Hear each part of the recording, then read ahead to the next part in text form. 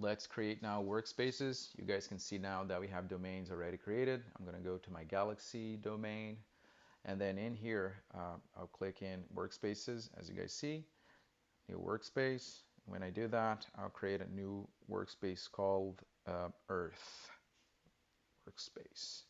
Description, it's going to be Planet Earth workspace, and I'm going to, let me assign it to the new Galaxy domain. Actually, no, let me assign it to Galaxy. And then I can add an image here, advanced myself, but what I want to have is the Fabric trial, not the Premium per user or the Pro, okay? Large and small data sets for Power BI data sets, but let's go with the small one and apply.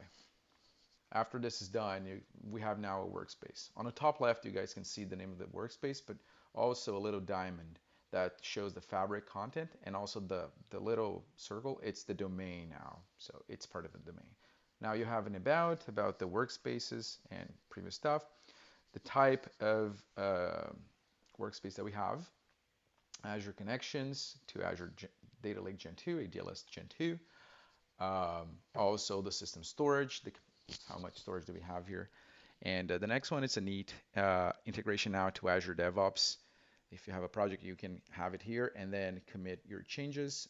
Other is just to remove the workspace now, Power BI General and embedded codes. But a neat piece is the data engineering part with the Spark starter pool and also the runtime version that we have right now. So the current one that we have is the Spark 3.3. And if you want also, as you guys can see here, the library management, if you have specific libraries they want to bring in, you can also do that directly to Fabric.